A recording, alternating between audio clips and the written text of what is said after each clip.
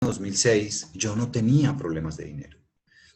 Yo trabajaba como corredor de bolsa y ganaba muchísimo dinero, ¿sí? Y yo no entendí bien esa frase, ¿no? La dejé pasar como parte de una conversación más. Como tampoco había entendido para esa época que las finanzas son 80% emoción y tan solo 20% conocimiento. Unos años después logré entender estas dos frases, pero antes de contarles cómo logré entender estas dos frases, yo quisiera irme hacia el año 1992, que fue el año cuando yo empecé a trabajar. Estaba todavía en la universidad, acababa de terminar mi semestre de práctica y la persona que había sido mi jefe en mi semestre de práctica un día me dijo: Jaime, cuando se matricule en la universidad, tome clases de 6 de la mañana y de 7 de la noche, que yo lo voy a necesitar a usted más adelante.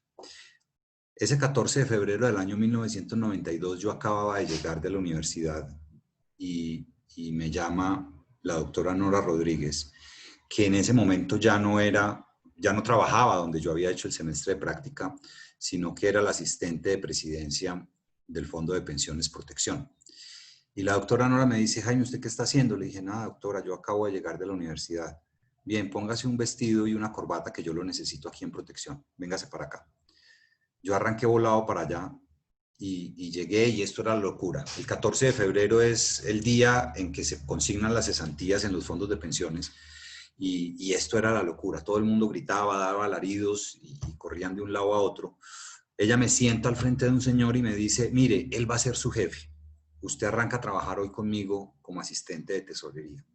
Yo era un muchachito de 22 años, pues relativamente recién cumplidos. Y eso para mí empezó a generar un sentimiento de soberbia, de ego. Imagínense lo que puede sentir un muchachito de 22 años que, sin haber salido de la universidad, sin haber terminado la universidad, ingrese a trabajar al fondo de pensiones más importante de este país, o el segundo más importante. En ese momento no se sabía si iba a ser el primero o el segundo. Y sin una entrevista de trabajo, ¿sí? Y yo empiezo a trabajar en Protección y descubro que tengo una habilidad innata para invertir el dinero. Y esa sensación de que esa habilidad que yo tengo innata para manejar el dinero, ¿sí?, empieza a crecer ese sentimiento de soberbia. No solamente había empezado a trabajar sin presentar una hoja de vida, sin hacer una entrevista, sino que me metieron, y no por rosca, ¿sí?, porque yo no soy de una familia, mis padres no son influyentes ni relacionados con gente importante. Como digo yo, estrato 3 pujante, como somos todos, y sino porque habían conocido mi trabajo y les había gustado, les había parecido muy bueno y me contratan. Y paso seguido descubro que tengo el don de hacer dinero. Yo me lo creía y yo empecé a creérmelo completamente y me lo creía soportado en hechos reales. Empiezo a trabajar en Protección, lo hago muy bien, 6 meses después me ascienden. Y 1 año y medio después de ese ascenso, de ese primer ascenso, me nombran jefe del área a donde me habían ascendido.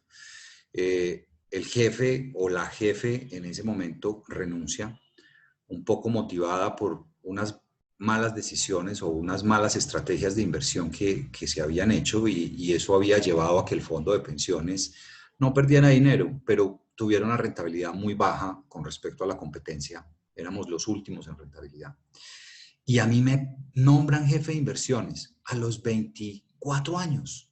Era un muchachito, estaba recién graduado de la universidad.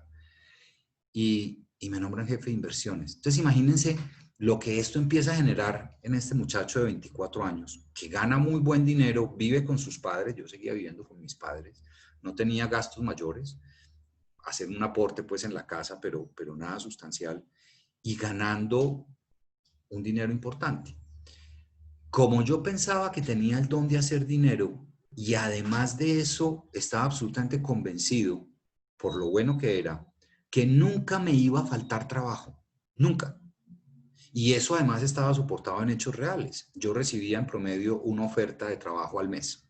Me llamaban de muchos lados, de la competencia, de los bancos, en Bogotá. Me llamaban a ofrecerme puesto por lo menos una vez al mes. Esos dos sentimientos, digamos, soberbia y ego, y esas creencias, dos creencias de yo tengo el don de hacer dinero y nunca me va a faltar trabajo, empezaron a generar un comportamiento de cómo me relacionaba yo con el dinero. ¿Sí? Como siempre iba a seguir llegando, pues yo gastaba, me daba una vida bastante holgada. Pero a pesar de que tenía un muy buen trabajo, unos muy buenos ingresos, no me faltaba nada, por el contrario me sobraba, empecé a generar un sentimiento mucho más complejo en relación al dinero, y era la envidia. La envidia porque en este nuevo trabajo, como jefe de inversiones de protección, yo me tenía que relacionar todos los días con unos personajes que se llaman los corredores de bolsa, que son aquellas personas que trabajan en la bolsa de valores y que se encargan de ofrecerle a los inversionistas las diferentes alternativas de inversión que hay disponibles en el mercado. Mi trabajo consistía básicamente, o entre muchas de mis funciones eran recibir estas propuestas de inversión de estos personajes y evaluar cuál propuesta era la más adecuada de acuerdo a las estrategias de inversión que se habían diseñado. Y yo empiezo a envidiarlos a ellos porque ellos ganaban muchísimo más dinero que yo. Y siempre que hablo de este tema, yo hago una aclaración, y es que hay gente que dice, ay, pero es que como yo no gano tanto dinero, a mí no me pasa eso. No, todos tenemos nuestro corredor de bolsa a quien envidiar. ¿Sí? Siempre cuando miramos hacia los lados, encontramos a alguien que gana más dinero que nosotros y queremos llevar el estilo de vida que llevan ellos. La envidia me lleva a tomar una decisión sobre mi futuro, sobre mi carrera profesional y sobre mis finanzas, muy complicada en el largo plazo, que en ese momento aparentemente era muy buena decisión. Y es que por la envidia, porque yo quería llegar a ser un corredor de bolsa, yo decido renunciar a una carrera brillante dentro del grupo empresarial antioqueño. Yo era el niño consentido del grupo empresarial antioqueño. A mí me nombran jefe de inversiones en el año 94, 90, sí, 94, sí, más o menos mediados del 94, y hacia el año 97 el fondo de pensiones era el primero en rentabilidad. Después de que cuando yo llegué a la jefatura de inversiones éramos los últimos. Entonces, imagínense lo que podía ser yo apreciado dentro de la organización y dentro del grupo empresarial. Si yo no hubiera tomado esta decisión que tomé, yo probablemente hoy no estaría aquí con ustedes y seguramente me estarían viendo como el vicepresidente de alguna de las compañías o presidente de alguna de las compañías del sindicato, del grupo empresarial antioqueño. Y la decisión que yo tomé es que yo renuncié a protección porque yo me quería ir a trabajar por dinero a la bolsa de valores. Entonces me inventé una excusa muy elegante, y es que me matriculé a hacer un MBA, que por allá estaba en la primera diapositiva, ¿no? En Bogotá, en una institución muy prestigiosa, que valía un infierno de plata, primera decisión que afecta a mis finanzas, para poderme ir de manera elegante de protección e irme a trabajar a Bogotá como corredor de bolsa. En el año 98 llego a Bogotá a trabajar como corredor de bolsa y a estudiar este MBA. Y en el año 98 yo empiezo no solamente ya no envidiaba a los corredores de bolsa, sino que empiezo a desarrollar un sentimiento muy difícil, y es la gula. Ganaba muchísimo dinero, pero no era suficiente. Entre otras cosas porque además el problema no es cuánto dinero te ganas, el problema es qué haces con el dinero que te ganas. Entonces yo empiezo a ganar mucho dinero y yo empiezo a tener un comportamiento como de una persona que tiene gula.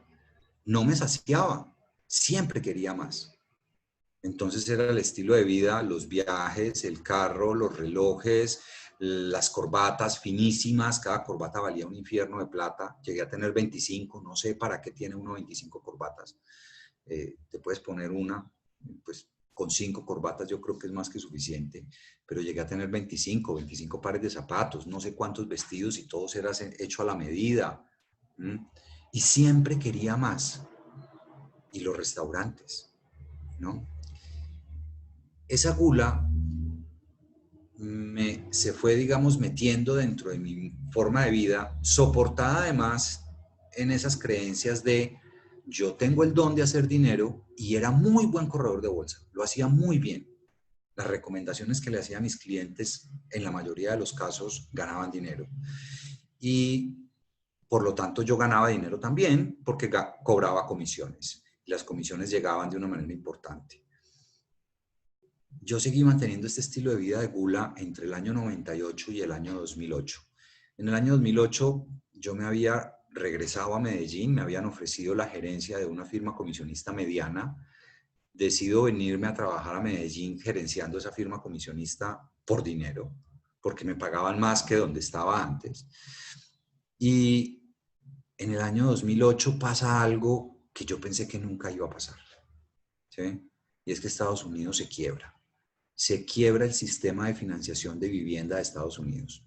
Se quiebran varias entidades, entre ellas uno de los bancos de inversión más grandes del mundo, Lehman Brothers. Y esa quiebra en Estados Unidos, esa crisis inmobiliaria en Estados Unidos, donde las propiedades pasaron de valer $1 millón a valer $300.000 en cuestión de semanas, afectó el mercado de inversiones y la bolsa de valores de Colombia. Y la afectó no porque nos estuviéramos quebrando acá, ni mucho menos, ni porque tuviéramos inversiones en esos bancos en el exterior, por la confianza.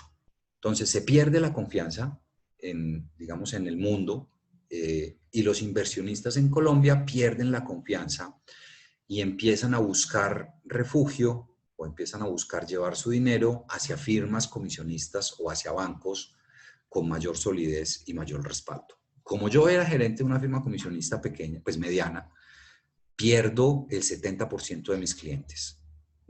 Por lo tanto, mi salario se reduce un 70%, mis comisiones. Y miren qué tristeza. Como yo pensaba que nunca me iba a faltar trabajo, que tenía el don de hacer dinero y que el dinero iba a seguir llegando en la misma proporción en que llegaba siempre, yo estaba montado en un estilo de vida que con el 30% de mi salario, que todavía era mucho dinero, no me alcanzaba. No me alcanzaba para vivir. Como yo no había entendido la frase de Ricardo Londoño 2 años atrás, yo no tomé la decisión correcta.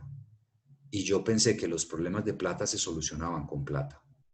Y empiezo a cometer el primer error financiero. Hasta esa época no le debía un solo peso a nadie. Y empiezo a endeudarme para seguir manteniendo el mismo estilo de vida, porque con mi salario no me alcanzaba seguir manteniendo el mismo estilo de vida, la camioneta Toyota Prado último modelo, la finca, el lote, el viaje, la ropa, los restaurantes. Empiezo a endeudarme. Ese fue el primer error. El segundo error que cometí digamos, esto sucedió en finales del 2008, hacia principios del 2009, es que un día me siento al frente de una pantalla de negociación y hago la siguiente reflexión. Si yo soy tan bueno asesorando a otra gente para que especulen en la bolsa y ganen dinero, ¿por qué no lo hago para mí? Y ahí voy a poder ganar dinero. Y empecé a hacer una cosa que se llama trading.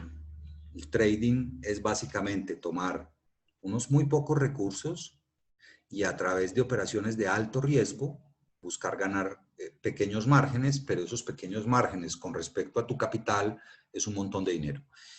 Abro la cuenta de negociación de trading en Estados Unidos con $1,000. Un mes después tenía $100,000. Era muy bueno en lo que hacía, muy bueno. Le pegué a todas. El primer negocio convertí los 1,000 en 5,000, luego los 5,000 en 20,000, luego los 20,000 en 50,000 y los 50,000 los dupliqué rápidamente. En un mes tenía $100,000.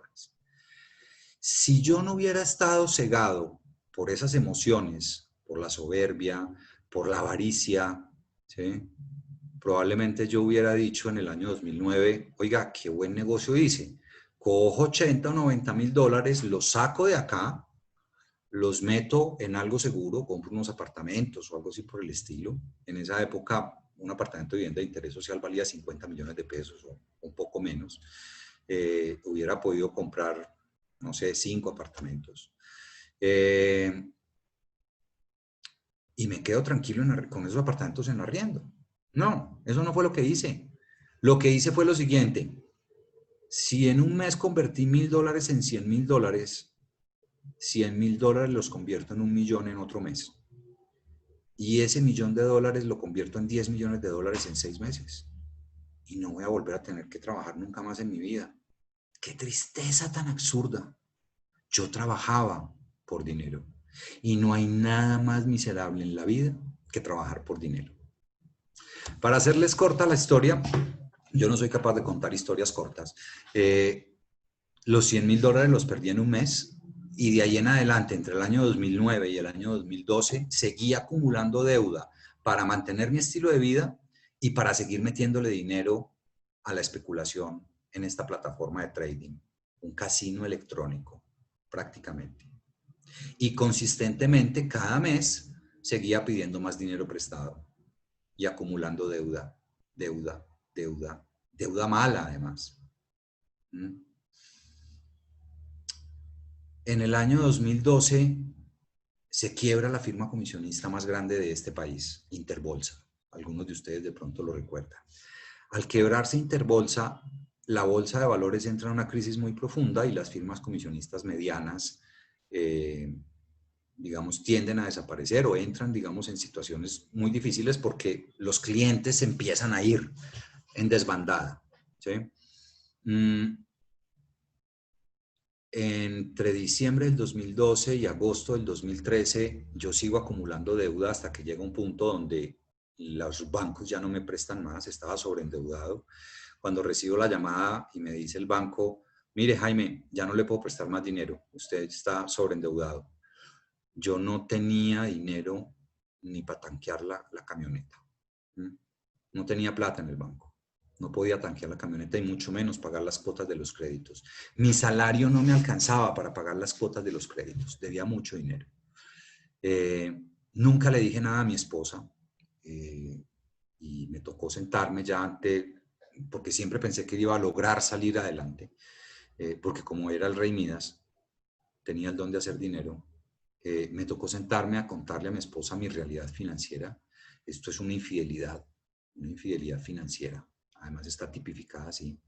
El matrimonio no venía bien, nos separamos. Esta fue la gota que derramó el vaso. Digamos, había un montón de cosas adicionales en la relación que no venían muy bien.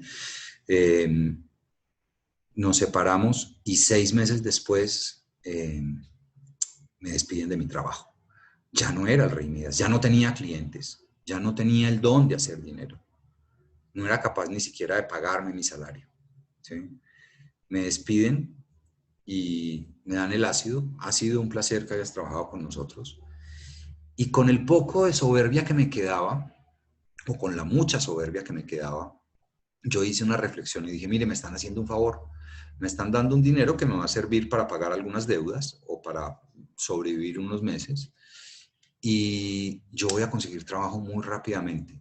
Miren, nunca había hecho una hoja de vida. Nunca, desde que empecé a trabajar. Porque es que en protección empecé a trabajar sin que me pidieran una hoja de vida. Y de ahí en adelante siempre fue igual. Nunca hice una hoja de vida. Siempre me llamaban a ofrecerme trabajo. Me senté a hacer hojas de vida, hice 30, repartí 30.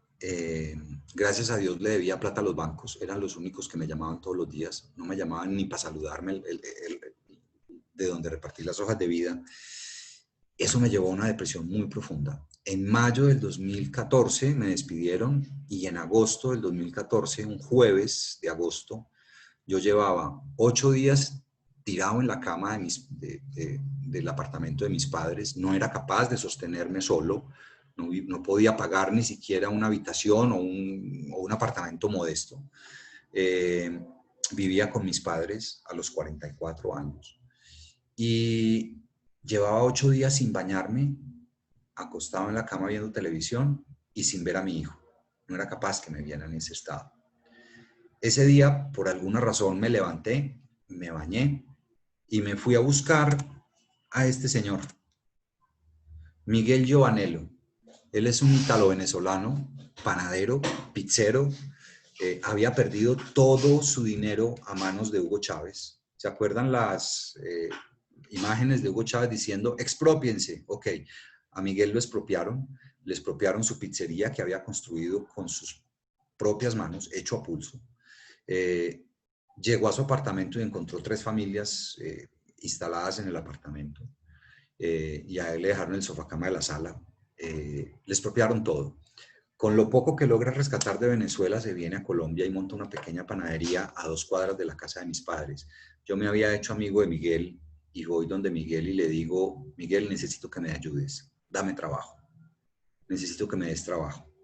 Miguel me dice, Jaime, pana, no te puedo dar trabajo, tú sabes que yo no te puedo pagar, ¿no? Esta panadería apenas alcanza para pagar arriendo, servicios y la comida y los gastos básicos de mi familia. Él se había casado con una colombiana que había conocido por internet y tenían 2 hijos. Y yo le dije a Miguel, no, Miguel, te vengo a proponer un negocio. Tú me enseñas a hacer pan y yo te ayudo en lo que tú necesites. Vamos a hacer un intercambio, un trueque. Miguel muy amorosamente me dio algo mucho más importante que dinero. Me dio algo que hacer, algo en qué ocupar mi mente, porque si no probablemente yo me hubiera muerto en esa cama acostado. Pero más allá de eso, me enseñó 3 cosas muy importantes en la época en que estuve trabajando con Miguel. La primera, humildad. Se necesita aprender humildad, se necesita desaprender soberbia, y la única manera de desaprender la soberbia es aprendiendo a ser humilde. Y se necesitaba mucha humildad para pasar de ser gerente de una firma comisionista importante a vender sándwiches de porqueta en la calle. Montábamos este puestecito en el Parque de Laureles y vendíamos porqueta, ahí en las ferias artesanales y esto. Este soy yo, aunque no crean, estaba pesando 67 kilos, hoy estoy pesando 75, pero antes de la crisis pesaba casi 90 kilos, estaba súper gordo. Bajé de 90 a 67 kilos y después dicen que el estrés financiero no lo mata a uno. Es muy difícil. Se necesita mucha humildad para pasar de andar en una Toyota Prado último modelo a andar a pie, porque no había plata ni siquiera para un pasaje de bus.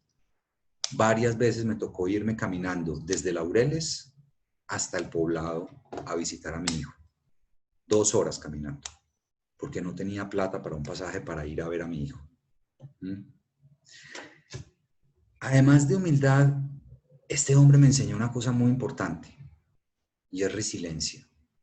Miren, yo estaba viviendo una situación muy difícil personal y económica, pero por más difícil que sean las situaciones en nuestra vida, todos tenemos la capacidad de levantarnos y salir adelante. Todos. Yo sé que ahora estamos viviendo épocas muy difíciles. Probablemente muchos de ustedes estén pasando problemas financieros, probablemente muchos de ustedes no sepan cómo van a hacer esto, estén muertos del susto de que nos van a volver a encerrar. Pero mire, no importa lo difícil que sea la situación, todos somos capaces de levantarnos y salir adelante. Absolutamente todos. Lo tercero que aprendí trabajando con Miguel fue la causalidad. Todo en la vida pasa por alguna razón. Y eso que me estaba pasando a mí tenía una razón de ser, que terminé descubriéndola gracias a esas causalidades de la vida. Por esas causalidades de la vida, un día estaba limpiando una mesa, ahí en unas mesitas pequeñitas que teníamos ahí afuera, en el garaje donde Miguel tenía su panadería, y pasa una amiga mía, Mónica Cuartas, muy querida, y me dice, oiga, ¿usted qué está haciendo aquí, Jaime? Nada, estoy aquí trabajando con un amigo. Venga, sentémonos y tomémonos un café. ¿Y usted en qué anda? Le conté y me dijo, mire, yo estoy trabajando en un tema de seguros, no hay salario, pagan solamente comisión, pero vengas a trabajar conmigo, que usted es bueno, y ya hay un par de productos que son muy buenos y que usted puede vender de ahorro e inversión. Y me fui a trabajar con ella. Y trabajando con ella, un día fuimos a donde una empresa y reunidos con la persona de recursos humanos, yo le pregunté, oiga, ¿cuál es el problema que usted tiene más grande en su empresa, el riesgo laboral más grande que tiene en su empresa, porque le estamos vendiendo un seguro de riesgos profesionales. Y ella me contestó sin dudarlo, el endeudamiento de la gente. Tengo un problema de endeudamiento de la gente muy difícil. Y yo en ese momento le dije, mire, ¿sabe qué? Yo le ayudo. Y ella me dijo, ¿usted sí es bueno dictando conferencias? Y le dije, sí, siempre he sido muy bueno para hablar en público, siempre. ¿Y cuánto me cobra? Le dije, ¿sabe qué? Lo voy a hacer gratis. No le voy a cobrar nada. ¿Mm?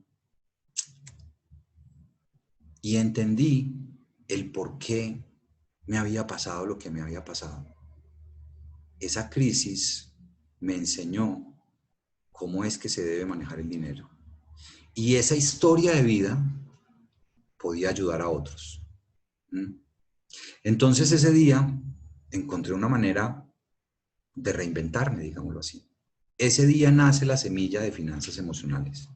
Finanzas Emocionales es una empresa que hoy está dedicada a ayudarle a las personas a sanar sus finanzas y a prosperar. Gracias a esta situación difícil, nació Finanzas Emocionales.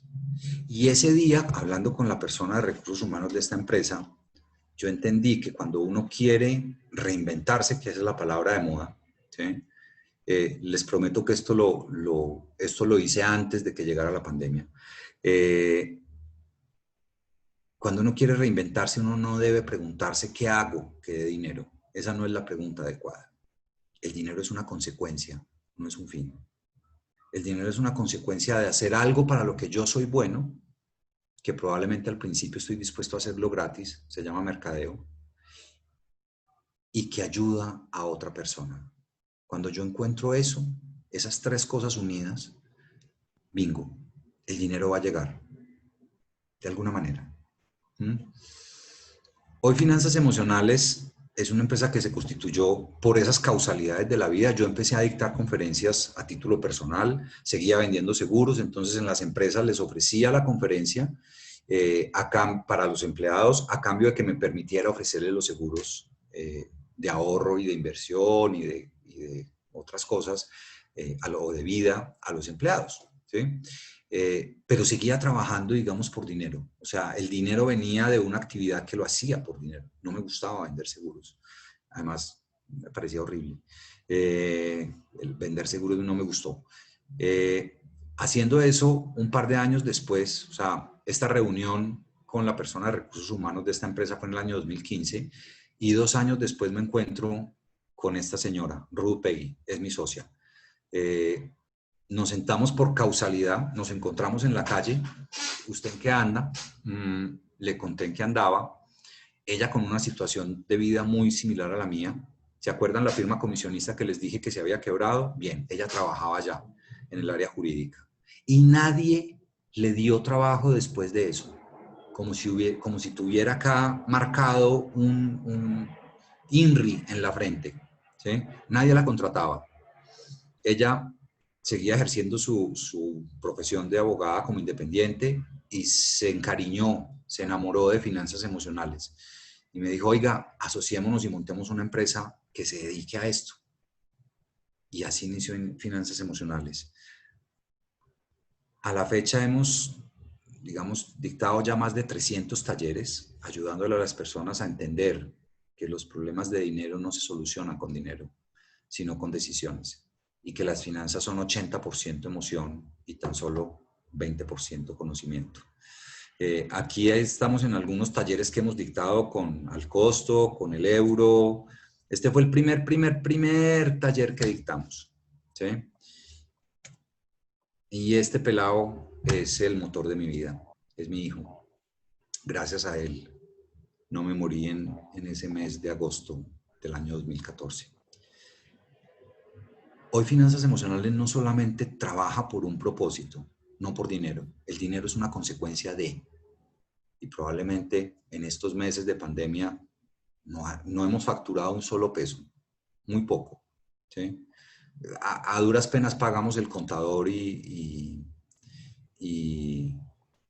la contabilidad y los gastos básicos. Pero seguimos trabajando por ese propósito. y es ayudarle a las personas a sanar sus finanzas y prosperar. Pero no solamente tenemos ese propósito, sino que además tenemos una meta muy ambiciosa y ahora les voy a pedir el favor que me ayuden con esa meta. Antes de contarles cómo me van a ayudar, quiero ponerles este pequeño video donde contamos un poco qué es finanzas emocionales. Y ya enseguida abrimos los micrófonos para sus preguntas.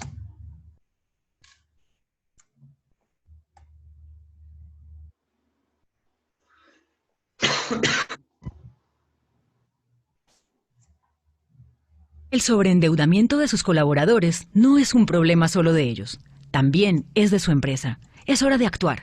Ayudamos a sanar sus finanzas. Durante las 4 horas que trabajamos el taller, trabajamos varias herramientas que le permiten a la gente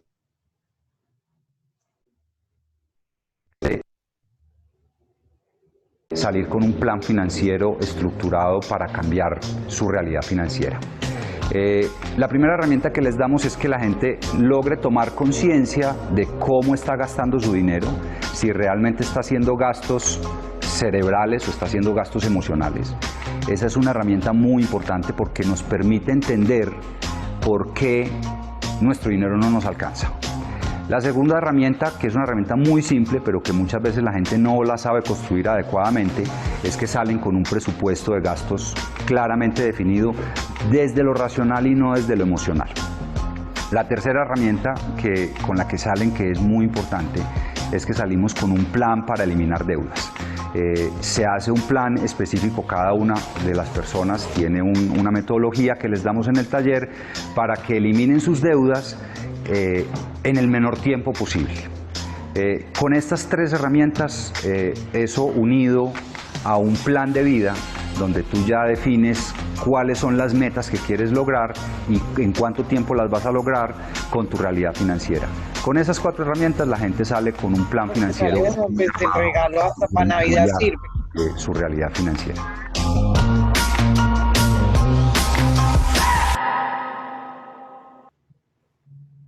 Bien, esta es la historia que tenía para contarles el día de hoy.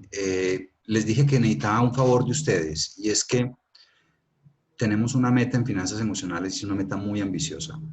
Y es que queremos para el año 2025 impactar 1 millón de personas. Y yo sé que lo vamos a lograr y con la ayuda de ustedes. Pueden empezar simplemente, no les voy a pedir plata. Ni es como una vez que me llama un amigo y me dice, oiga, hace mucho que no nos vemos. Y éramos compañeros del colegio. Yo dije, ve, este sí me quería del colegio. Nos sentamos a tomarnos un café y me dijo, ¿has pensado en tu libertad financiera? Tengo un proyecto que te va a hacer millonario. Un multinivel. No, tampoco es un multinivel. Simplemente síganos en nuestras redes. En Instagram, @finanzas.emocionales. Ayúdenos a alcanzar esa meta. Bien. Este es el cuento que tenía para echarles el día de hoy. Abrimos los micrófonos o no sé, Angélica, ¿cómo quieres que lo manejemos? O las preguntas quieres, pues las hacen por chat, como ustedes quieran. Sí, perfecto. Los empresarios que tengan de pronto preguntas, nos las pueden escribir acá al chat o también pueden encender el micrófono y ningún problema. Esperemos entonces por acá a ver qué nos pueden copiar y listo.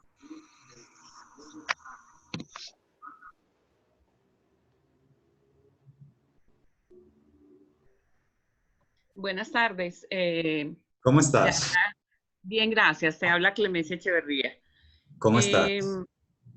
Pues bien, y como tú nos dejaste un mensaje pues muy bueno, uno aprende con los años a que el dinero no es todo. Uno aprende, uno quisiera ganarse el baloto sin comprarlo. Y resulta que si usted se lo gana es un problema suyo. Entonces, ¿como para qué lo quiere? Te voy a dar un dato estadístico. Sí. 75% de las personas que ganan la lotería, 5 años después, están quebrados. Sí. Porque el problema no es cuánto dinero tienes. El dinero es qué haces con el dinero que tienes. Sí, muy ¿Se cierto. acuerdan el señor del Plato Magdalena que se ganó un baloto como de 140.000 millones de pesos? Sí. Bien, está quebrado. No tiene con qué mercar. Bueno. Y uno piensa que la solución es el dinero. Y a uno le enseña la vida que no es la solución. Lo que estás haciendo me parece interesante, eh, sobre todo porque lo hiciste estando joven, reconociste ese tipo de cosas. Uno a veces las reconoce cuando ya ha pasado el tiempo y ha pasado por muchas etapas y entonces como la vida te golpea, te da, te dice y ya aprendes, porque esa es la mejor forma que hacemos. Los De acuerdo. totazos y los golpes son los que le enseñan a uno. El niño se cae y aprende que no puede, ese hueco no lo debe pisar.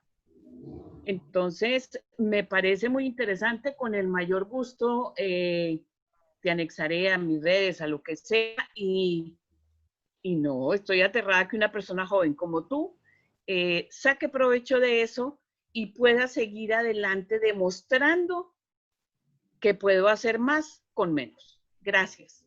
Muchas gracias a ti. Ahora, gracias por lo de joven, ¿no? Ya uno a los 51 años que cumplo en la semana entrante, que le digan joven, pues ya uno se siente, ya, ¿no? ¿Qué te tomas?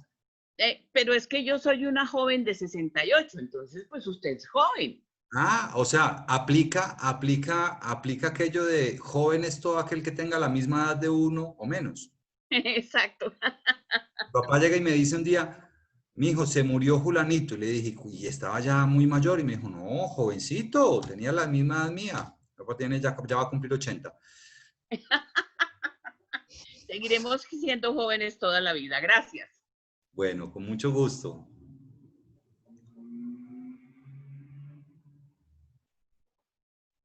Por acá en el chat nos dejan una pregunta. Dice Gloria García, buenas tardes, gracias Jaime, muy interesante lo que usted plantea. Deseo saber si solo tiene dispuestos los talleres a nivel empresarial o si como personas independientes también podemos acceder. Y por esta época de pandemia lo están adelantando. Sí, empezamos hace, o sea, digamos, hasta antes de la pandemia, estábamos enfocados única y exclusivamente en las empresas, íbamos a las áreas de recursos humanos, que además están muy preocupadas con el tema de la salud financiera de su gente. Es un riesgo psicosocial cada vez más importante dentro de las empresas, y estábamos enfocados solamente a las empresas.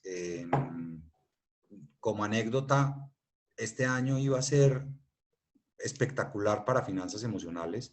En marzo, si alguien me hubiera llamado en marzo a decirme, oiga, necesito un taller para nosotros, yo le hubiera dicho, mira, ¿sabes qué? Hablamos en julio. Teníamos vendidos los talleres de marzo, abril, mayo y junio. Estábamos full, no teníamos un solo espacio en la agenda. Llegó la pandemia y se cancelaron todos, todo, absolutamente todo cancelado.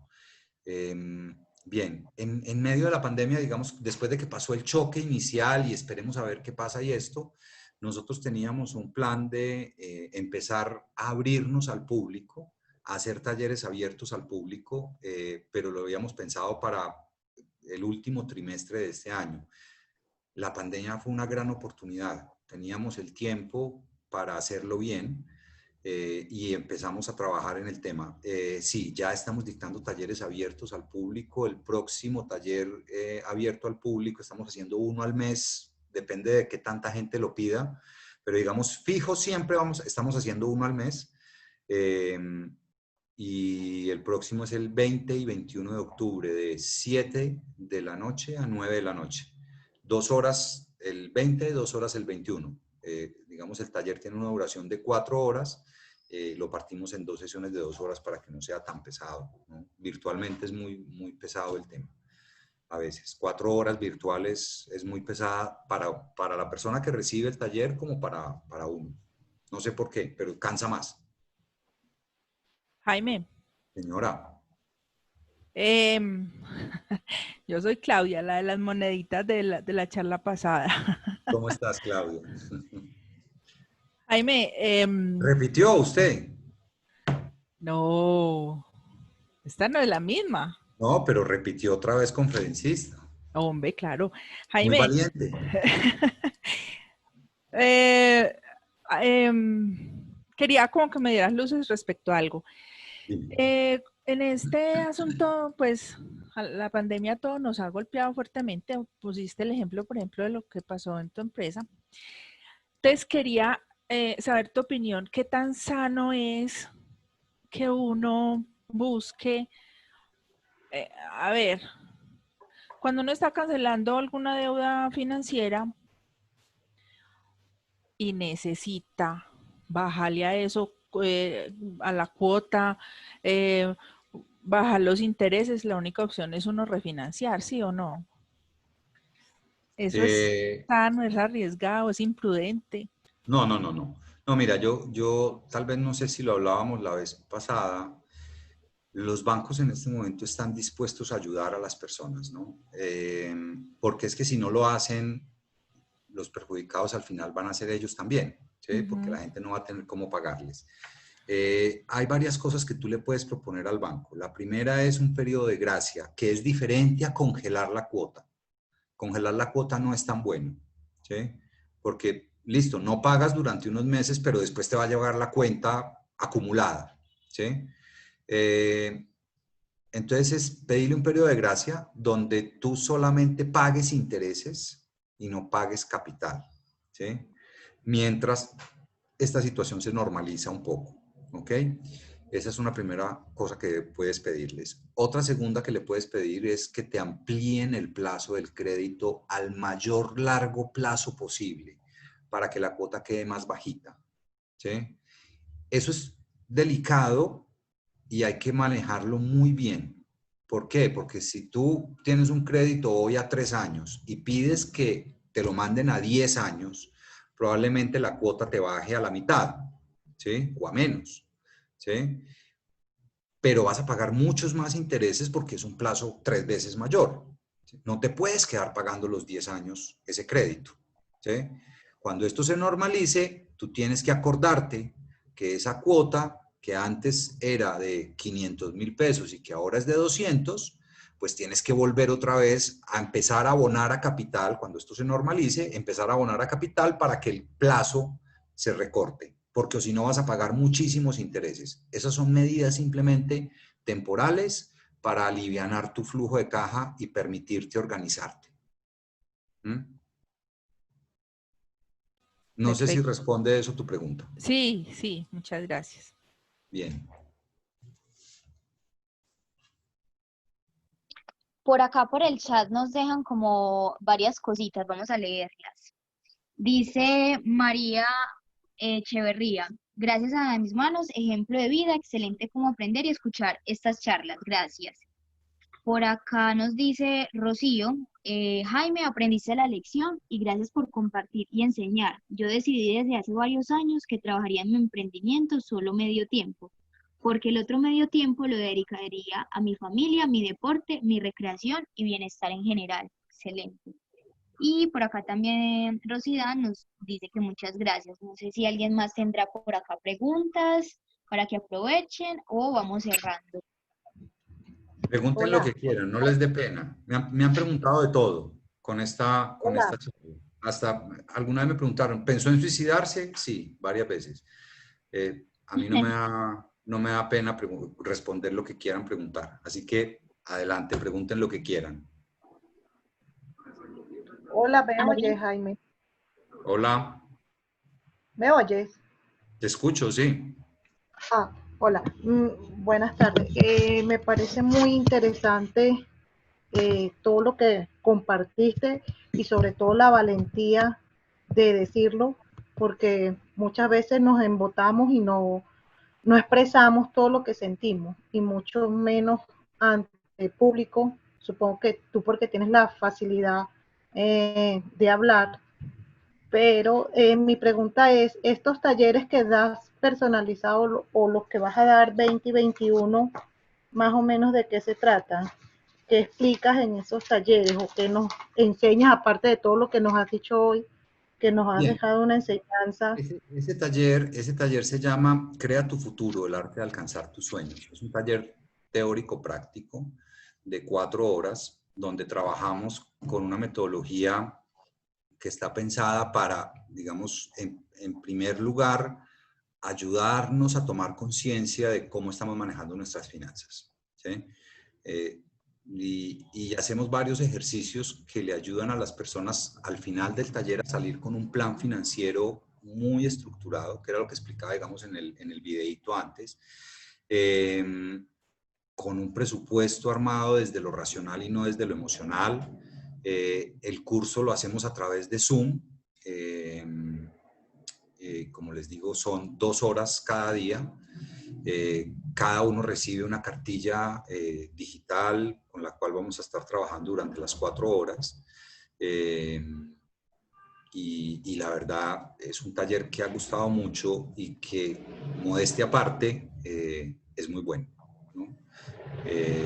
No en vano ya vamos por del orden de 15.000 personas impactadas, digamos, principalmente en las empresas.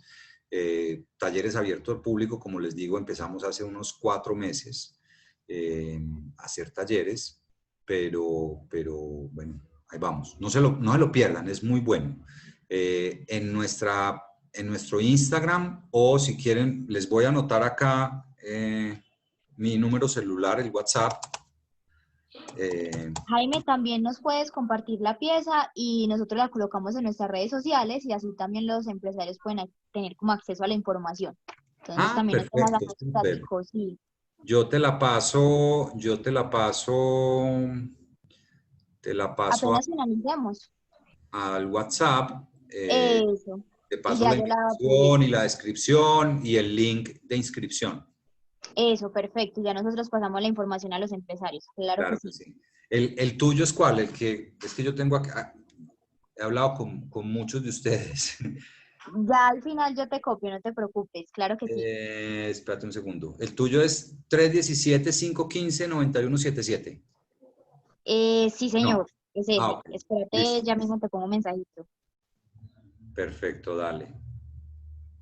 Es más, espérate que yo te lo voy a compartir de una vez para que puedas compartirlo con el resto de la gente.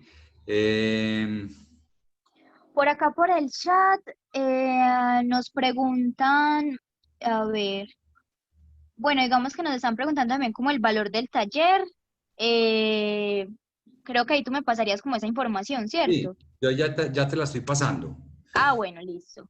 Por aquí Ya saben preguntaron, a los por empresarios aquí que la estoy encuentran viendo en que nuestras redes. si Rocío pregunta que si me volvería a casar. Sí, de hecho, pues no casado formalmente. ¿Cómo se llamará eso? Concubinato, arrejunte.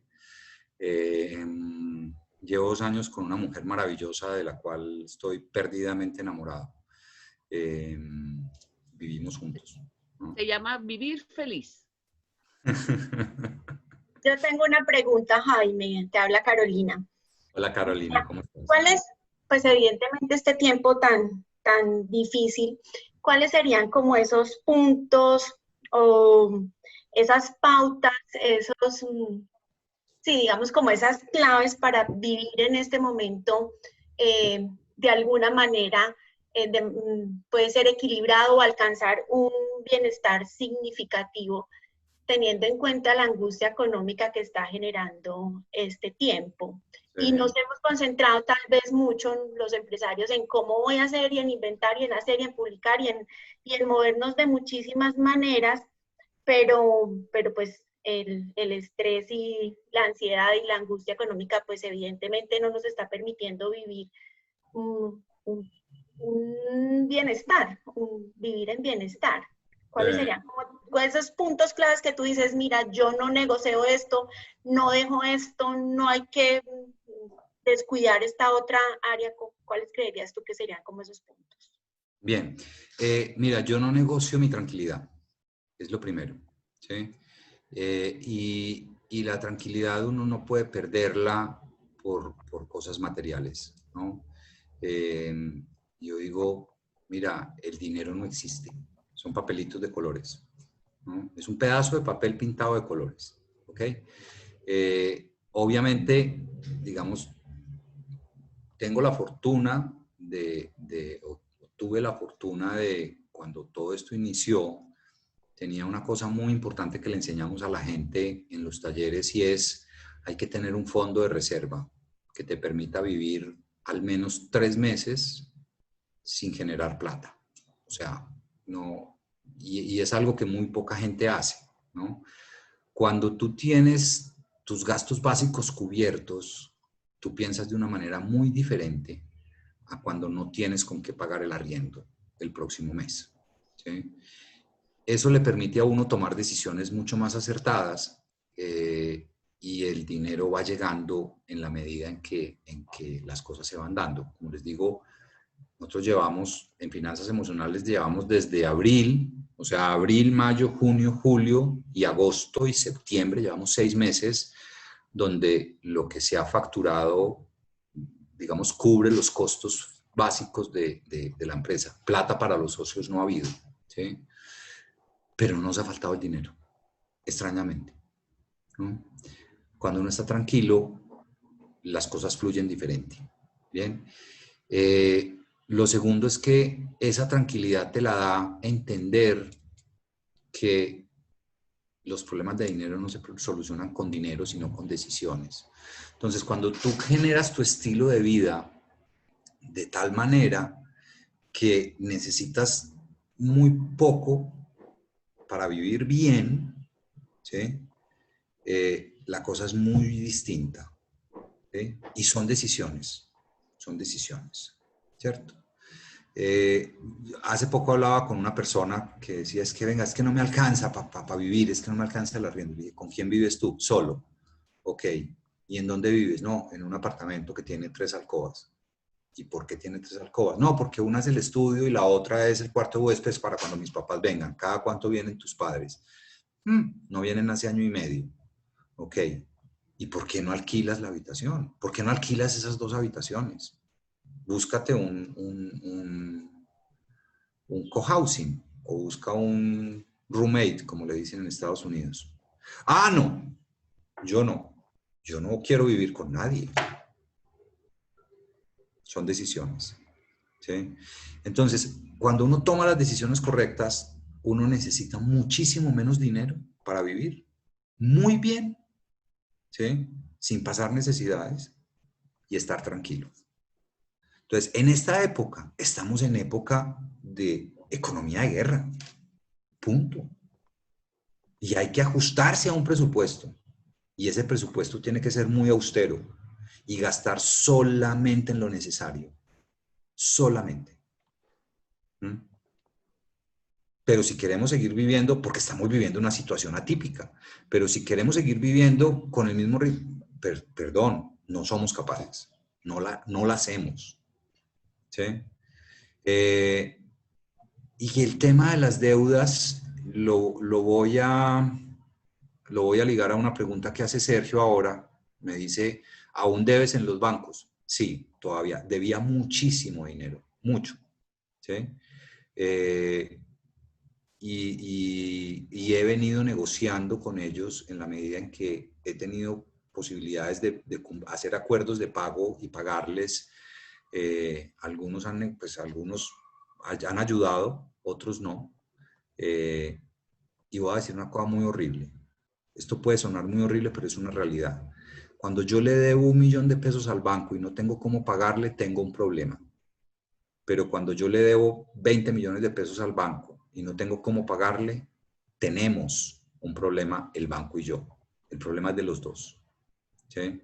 Entonces, con los bancos en este momento hay que sentarse a hablar con ellos. Tú no tienes la culpa de lo que está sucediendo. ¿Sí? Tú no cogiste el virus y lo regaste. ¿De acuerdo? Tú no dejaste de trabajar porque te dio la gana. Es una situación que los afecta a ambos, al banco y a ti. Entonces, siéntate con el banco y lleguen desde la realidad, decirle, venga, es que esta es mi realidad y yo le pagaba antes 1 millón de pesos de cuota al banco y hoy no tengo sino 300.000 pesos. ¿Usted qué va a hacer conmigo? Yo quiero pagarle, pero solo tengo 300.000. ¿Cómo hacemos? ¿Mm? Y créeme que el banco está dispuesto a pagar, a ayudar, ¿sí? Que lo reporten a uno, no, o sea, uno no se muere por eso. No sería deseable, pero Si no hay otra opción, bueno, listo, es que no te puedo pagar. ¿O qué vas a hacer? Locuras. Entonces, en el afán de que tengo que pagar la cuota de 1 millón de pesos, empiezo a hacer locuras que lo único que hacen es empeorar la situación. No sé si respondí tu pregunta, Adriana.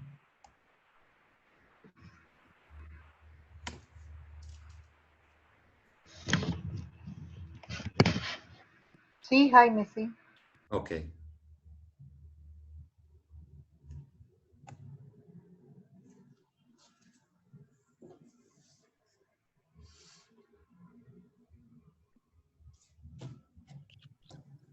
Bueno, yo creo que no hay como más preguntas. Por acá.